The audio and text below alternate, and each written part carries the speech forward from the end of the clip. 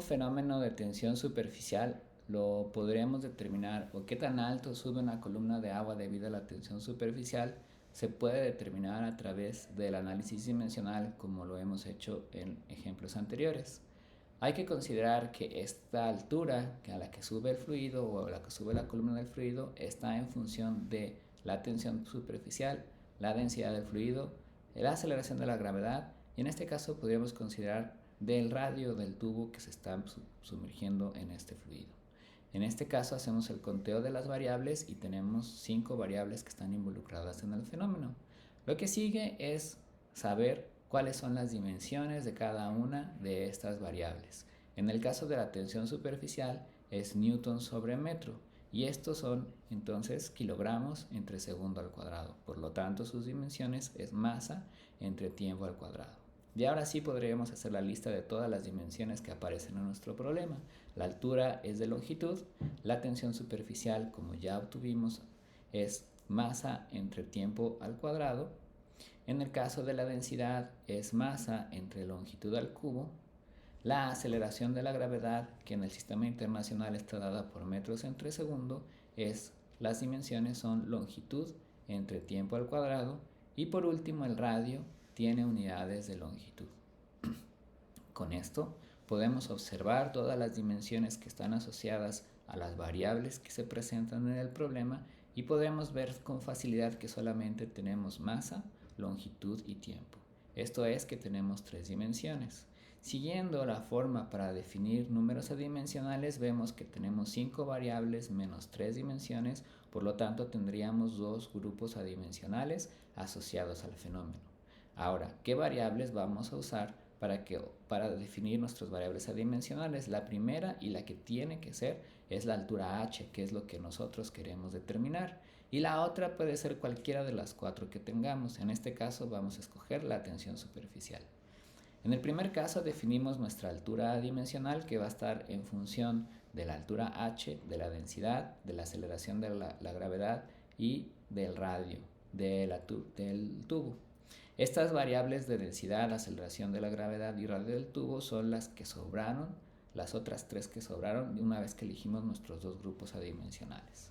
Hacemos la misma metodología del método de potencias, en donde a cada una de nuestras variables le asignamos una potencia A en el caso de la densidad, B en el caso de la aceleración de la gravedad y C en el caso del radio. Y como tenemos un grupo adimensional del lado izquierdo, sabemos que no tenemos dimensiones. Eso no tener dimensiones es que tanto la longitud, el tiempo y la masa están elevados a las ceros, y entonces recuperamos de cada una de nuestras dimensiones cuáles son las potencias que están asociadas a ellas, y vemos que la longitud es 1 más A más B más C. En el caso del tiempo, solamente la potencia B tiene tiempo, y en el caso de la masa solamente la densidad tiene masa. De aquí llegamos a la conclusión que A y B son iguales a 0 y C, por lo tanto, es igual a menos 1. De aquí se define que nuestra variable dimensional h sería h entre el radio de la tubería, o h r a la menos 1, con lo que tenemos nuestro primer grupo adimensional.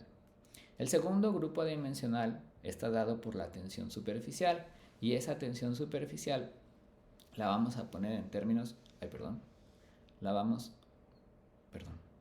a poner en términos tanto de la tensión superficial con dimensiones, la densidad nuevamente, la aceleración de la gravedad nuevamente y el radio, recordando que siempre debemos de tomar las 3 variables que no se eligieron para formar los grupos adimensionales. Por lo tanto, nosotros sabemos que nuestra nueva variable no tiene dimensiones, y volvemos a tomar en cuenta las dimensiones que participan en las variables que tenemos ahora en juego, que la única que va a cambiar es la de la tensión superficial que habíamos obtenido, que era masa entre tiempo al cuadrado. De aquí volvemos a seguir la metodología del método de las potencias, y ahora vamos a cuantificar las potencias que están asociadas a la longitud, tiempo y masa de nuestra nueva propuesta. En el caso de la longitud, vemos que evidentemente es 0 del lado izquierdo de la ecuación, y del lado derecho sería menos 3a más b más c. Para el caso de la masa, tenemos que 1 más A. Y para el caso del tiempo es menos 2 menos 2B. Por lo tanto, podemos definir que B es igual a menos 1, que A es igual a menos 1 y que C es igual a 2.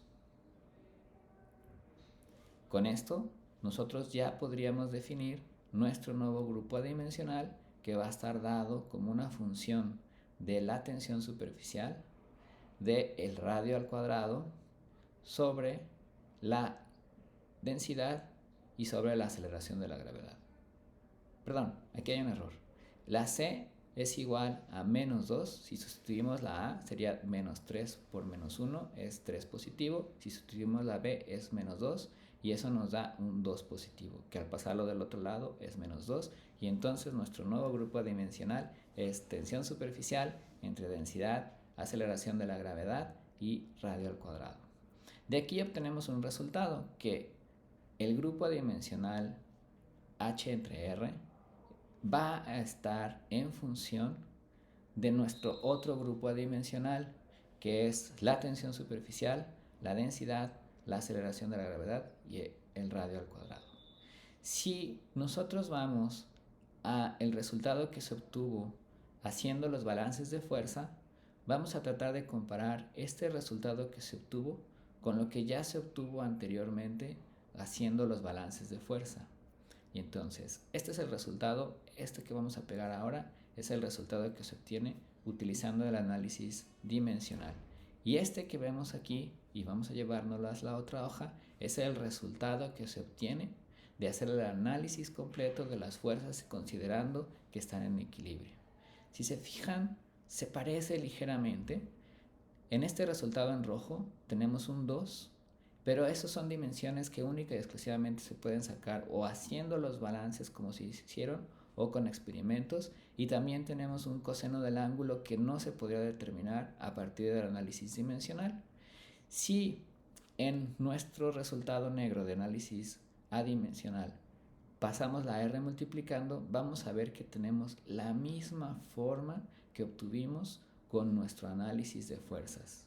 Y con esto comprobamos la potencia del análisis dimensional.